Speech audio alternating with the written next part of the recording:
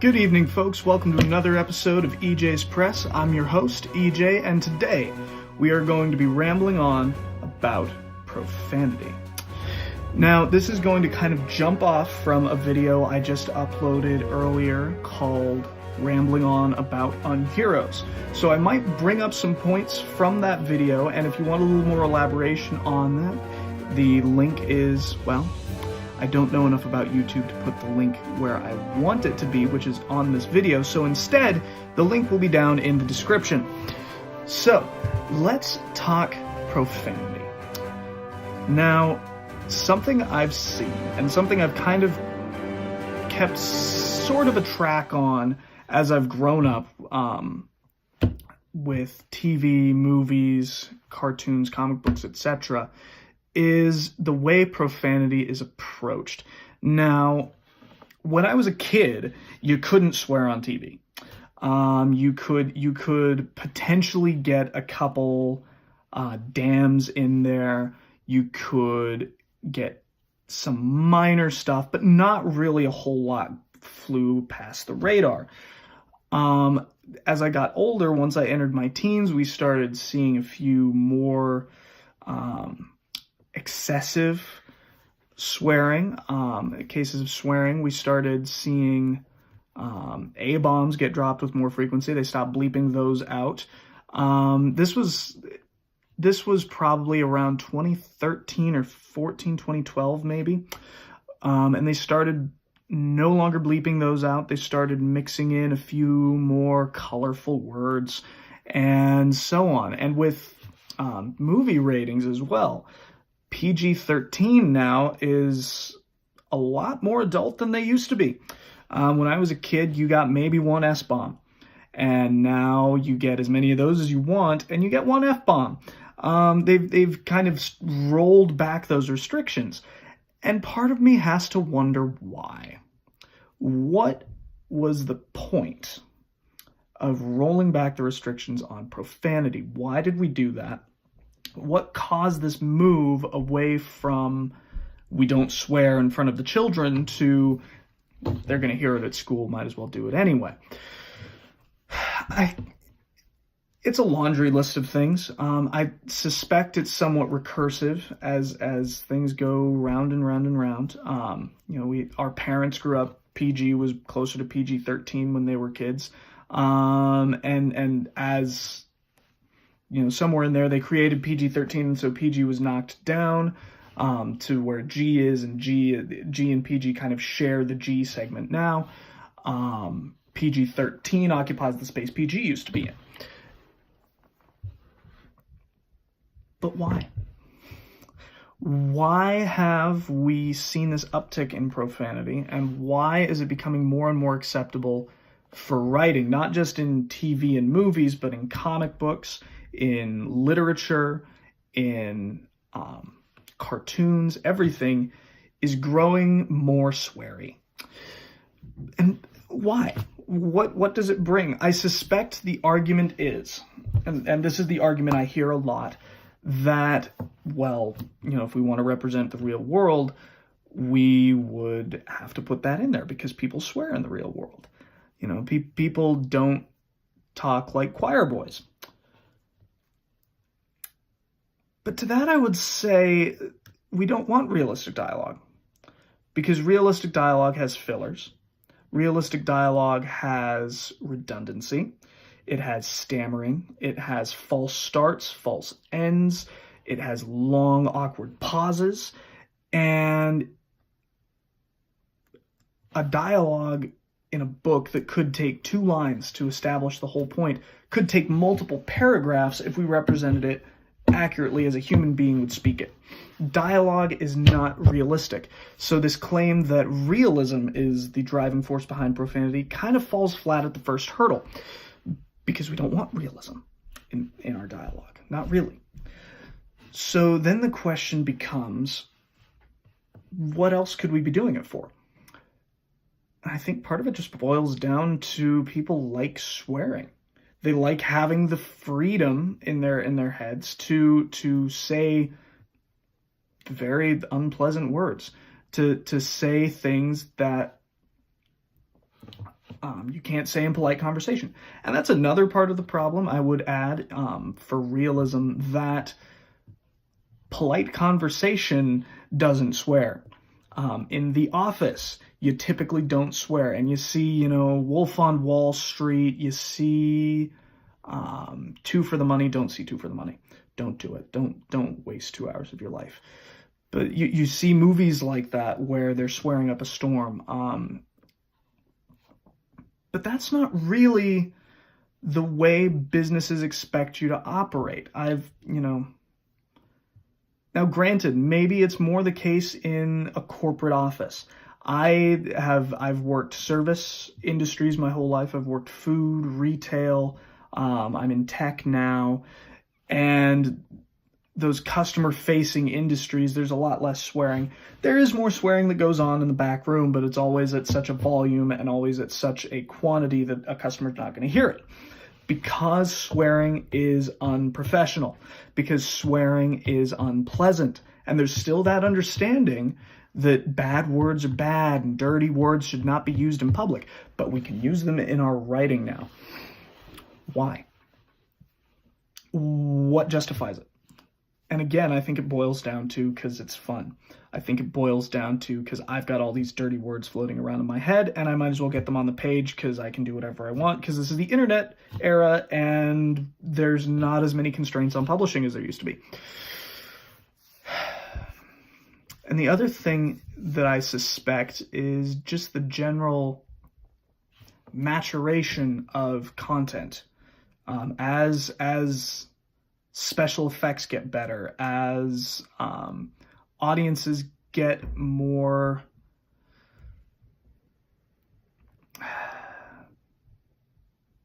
there's a nice way to phrase it. As audiences become more interested in the grotesque, as we get better at reproducing the real world visually on our screens, it would be a little bit out of place for a zombie movie or something like Operation Overlord or something like It to feature no swearing, to feature no sudden emotional outbursts. And that is part of it. Swearing is partially an emotional outburst. You stub your toe, there might be some blue language to follow. But not always. You can have the self-control not to swear when you stub your toe. I did it 2 days ago.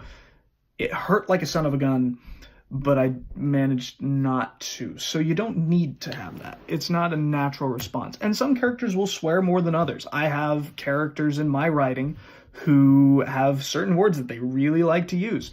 I limit the severity of those words. There's a cutoff. There's a line I don't cross in terms of what I'm going to write. But some characters like to swear. And another thing is age. Another factor is the age of the characters, I think. With more adult characters, more grown-up characters, tend not to swear as much. I don't know if it's just because older people are writing them, if people who still have that professionalism attitude are writing them, or if maybe it's people recognizing that adults don't swear as much as teens and young adults do. I know in my 2 books, Atlas and Zephyr, very few people swear. I think there's 2 cases of swearing in the book. In Zephyr, the teenagers, these high school graduates who are off on their own for the first time on their adventure, they're swearing a bit more. Again, there's a limit. There's a line where it goes from this is informing the character's emotions, this is informing the reader of the character's personality, and goes into the realm of now you're just doing it because you can. And part of the problem with that, the because you can aspect, and you might ask, well, what's the problem with swearing in writing at all? It's because you might feel perfectly fine seeing a character swear. You might feel perfectly justified in making your main character swear up a storm every other sentence, salting in the nastiest words. You might feel fine with that. You might think that's true to their character. That's fine. They're your character. That's your choice. But understand that it has an impact on how people feel about it. It would be just like saying walking around in a Speedo, I'm technically not exposing anything. This is a free country. I can do it. Well, technically, but that doesn't mean people won't call you an idiot for doing it. It's a matter of decency, where if I see a character who might do good things, who might be a noble character, but they swear up a storm. They're cussing like a sailor left and right. Every other word needs a bunch of asterisks and ampersands and at signs and everything over it. Somebody who's got more bleep than dialogue. I get a little iffy about them. I start to wonder what's going on. Why is the author showing me this? There's a point where saying, well, it's to establish he's from a blue collar background. He's not educated. He's salt of the earth. He's built his life in such a way that societal constraints mean very little to him. Whatever your explanation, there's a limit where it goes from an understandable explanation of his character to, I don't want to read this. I don't want to see this. I don't want to watch this. This isn't what I signed up for. I came to see interesting characters, not to read Urban Dictionary. And some of that gets lost. I think there's so much of a push to say, well, we should be able to say whatever we want in our writing. We should be able to wear whatever we want in the workplace. We should be able to have tattoos, have piercings, etc., etc. Personal expression, they sacrifice a sense of decency. There's a sacrifice of a sense of propriety, where there are certain words you don't use in certain contexts. There are certain clothes you don't wear in certain contexts. Where you might, on the one hand, the argument is, well, that's just the old way of thinking and we need to do things the new way. I could turn around and say, well, who says the new way is better? The new way is not necessarily better. And right now, the new way of writing is uncouth, unpleasant, crude, rude, profane characters. And it's just not fun. It's not fun to have to sit there and, as I'm reading, think, well, there's another one. There it is again. Why am I reading this? Because that's the question I started asking, is what good is this doing me? What is this helping to grow my mind? If this character who is uncouth, uncultured, uneducated, who is just not a nice person to be around, there's a line where I say, you're not someone I want to be paying attention to. It's someone I want to emulate. And that's where I kind of draw the line. And who knows, maybe I'm totally wrong. Maybe the uptick in profanity is entirely unrelated to a desire to have personal expression. Maybe it really is people saying, this is realistic dialogue, and I hate that I have to write all these cuss words, but they've got to go into the story. Maybe it is. Maybe that's the case. I don't buy it, though. I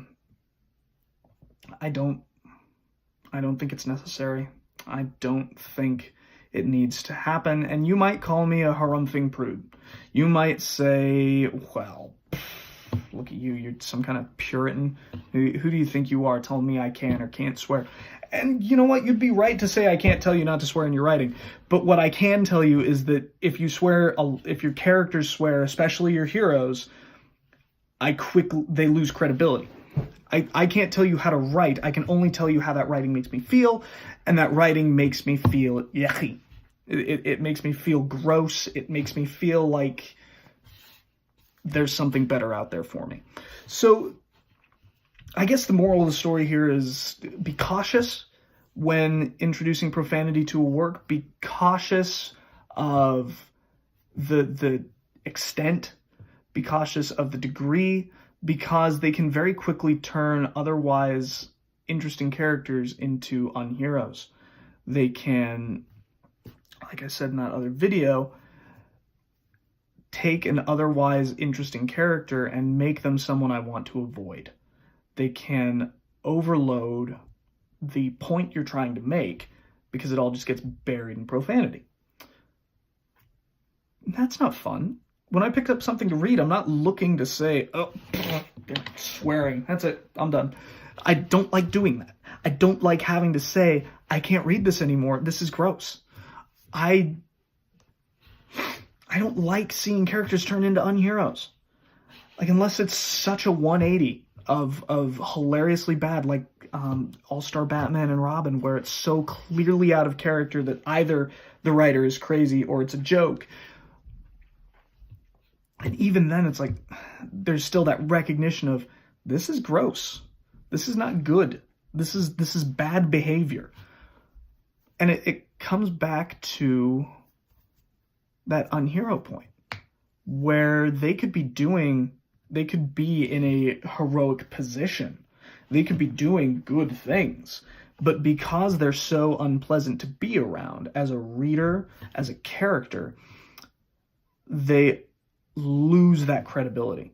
They lose that heroic aspect and become an unhero. They become someone I don't want to see. They become someone I think, this guy again. So that is my take on the unhero. That's probably the best film example I could come up with, would be basically anyone Sam L. Jackson plays. You might like him. You might think he's cool. That's your prerogative. I liked him more when I was younger. At this point, I've grown tired of him because he plays the same character. He thinks he's all that, and he just goes around swearing and dropping F-bombs. MF this, MF that, MF this, MF that. I'm tired of these MF snakes on this MF plane. It's not fun. Maybe it's fun for you to hear some famous actor swearing up a storm, but what do you actually gain from it? You know, fiction should, yes, it should be escapism. Yes, it should be entertaining. Yes, you should be having fun. But do you need to swear every other word in order to have fun? Because if you do, I feel sorry for you. So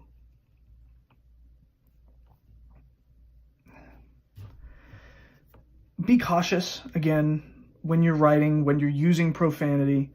You know what? Every now and then it happens. People swear. I do my darndest not to in the real world, and it still happens. You can ask my friends. I can go a little off the rails sometimes.